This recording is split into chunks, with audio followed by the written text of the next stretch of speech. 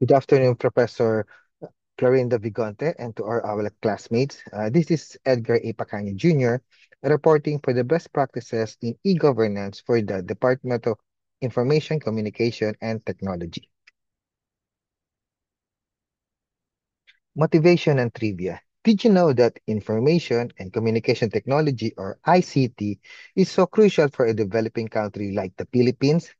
It is so important that our government created a whole new department just to focus on formulating and implementing ICT policies.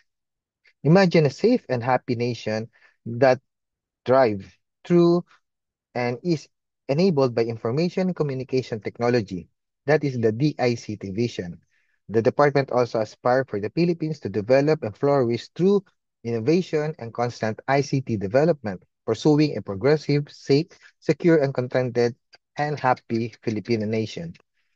The object of this presentation is to for the listener to be able to know the history and overview of the DICT, mandate, mission, vision, and key functions of the department, function and responsibility related to e-governance, best practices in e-governance, and limitation and challenges in the implementation of e-governance. For discussion, precursor for the DICT is the Commission on Information and Communication Technology, which was established in 2004 and created as a temporary measure to pave the way for a dedicated department focused on ICT. The DICT was formally established in 2016 through Republic Act 10844, solidifying the government's commitment to the ICT sector. The Department of Information and Communication Technology shall be the primary policy, planning, coordinating, and implementing an administrative entity of the executive branch of the government that will plan, develop, and promote the national ICT development agenda. The DICT mission is the ICT of the people and for the people.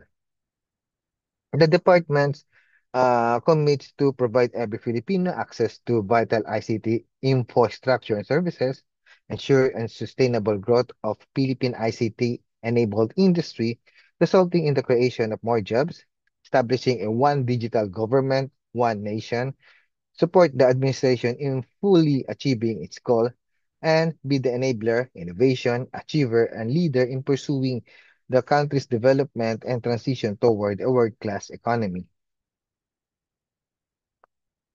As a vision, an innovative, safe, and happy nation that strives through and is enabled by information and communication technology. Function and responsibility related to e-governance. The DICT uh, function by providing policy and planning, infrastructure and system, digital transformation and innovation, citizen service and accessibility, creating guidelines against cybercrime, collaboration and coordination, and e-government master plan. The ICT initiative and best practices.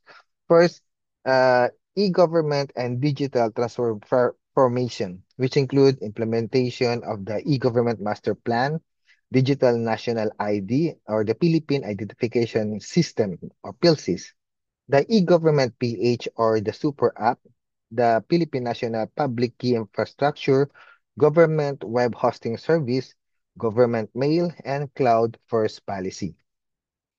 In cybersecurity, they have the National Security Plan for 2022, and they have their own cybersecurity bureau. For broadband and connectivity, the DICT provide free Wi-Fi for all program, national broadband plan, and provided the policy for common tower. For the digital literacy and inclusion, they have the Tech for Ed Centers, Digital Job PH, and ITC Literacy Program. They have also the ICT governance and policy framework that provide data privacy compliance and interoperability framework. The ICT also provide innovation and emerging tech for the Startup Ecosystem Development Program, AI Roadmap and Blockchain Initiative, and Smart City Program. For the seventh function of the and in best practices of the ICT. They also provide public-private partnership and collaboration, which provide partnership with telcos and global tech companies such as Microsoft for infrastructure and training. They also have collaboration with local government units for localized digital transformation. Among their function is the monitoring, evaluation, and transparency of the ICT governance framework. Limitation and challenges in the implementation of e-governance. Just like other Philippine government agency, the DICT has to face two major limitations on its operation and implementation of its program.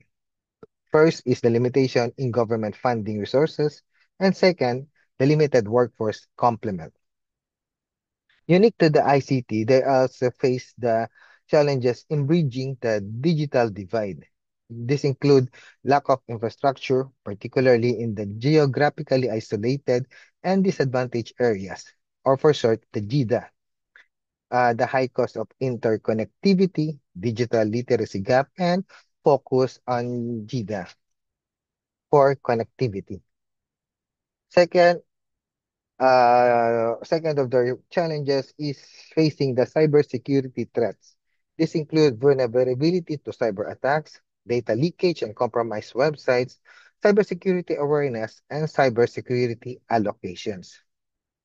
And the third challenges is the ICT adoption in agriculture, insufficiency demand for connectivity, e-government development, digital ID journey, natural disaster, and constitutional limits, wherein the 1987 Constitution limits the foreign ownership on infrastructure, communication, and and other factor that's that contributes to the to the proliferation of ICT improvement.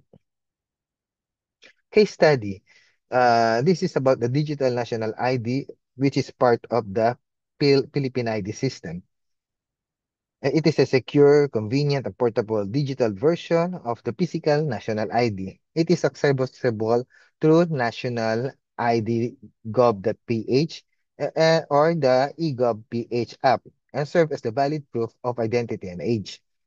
Key feature and benefit of the digital national ID is convenience, security, proof of identity, loss protection, and digital economy. Challenges faced in the implementation of digital national ID is that for the data privacy and security, online verification issues, as administrative bottlenecks, and logistical issues. How- Even though the DICT partner with the PSA and Banco Central and as of April 11, 2025, they have recorded a total of 93,135,455 registration for the national ID and a total of 54,909,523 delivered physical IDs, which resounds to the success in the implementation of the digital national ID. This is the end of my presentation. Thank you for listening. And again, this is Edgar Epacaño Jr. reporting.